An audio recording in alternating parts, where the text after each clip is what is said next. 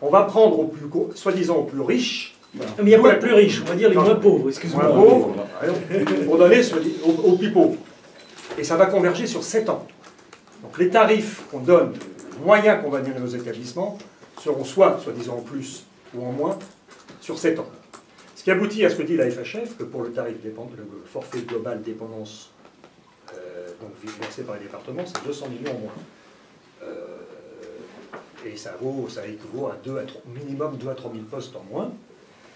Et toute la technique de la CNSA et du ministère, de Mme Buzyn, est de démontrer que les chiffres sont faux, comme à chaque fois, que ceux qui vont perdre vont se rattraper, ceux qui vont perdre sur le manque de financement des départements vont gagner sur l'assurance maladie, mais tu l'as très bien expliqué.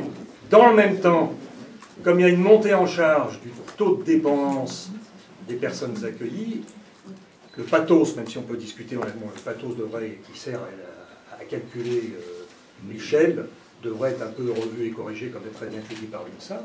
Enfin, tout ça doit être revu. Parce que ce n'est pas normal que ce soit les établissements eux-mêmes, donc les personnes âgées eux-mêmes, et la société par derrière, s'auto-payent la prise en charge des personnes âgées.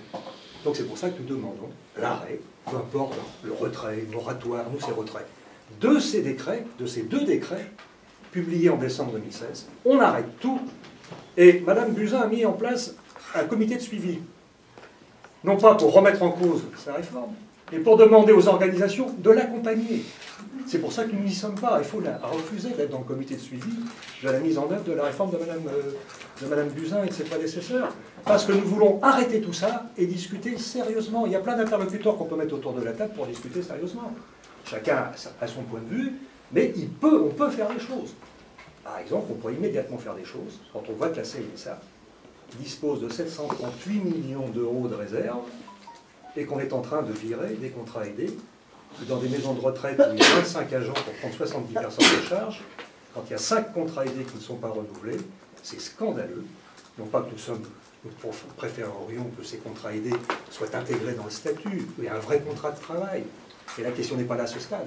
Ils sont indispensables parce que les directeurs, n'ayant pas de moyens, sont obligés de recourir à des ersatz, des fois poussés par les pouvoirs publics pour embaucher des contrats aidés, qui faisaient ce qu'ils ne devaient pas faire, mais ils étaient là, ils étaient dans l'organisation interne de l'établissement. On les retire, mais comment voulez-vous qu'une maison de retraite qui a 20 agents moins 5 puisse fonctionner alors qu'il y a 738 millions qui dorment, qui pourraient être mobilisés immédiatement? Même si ça ne réglera pas tout, mais utilisons immédiatement, tout de suite. N'attendons pas le lendemain.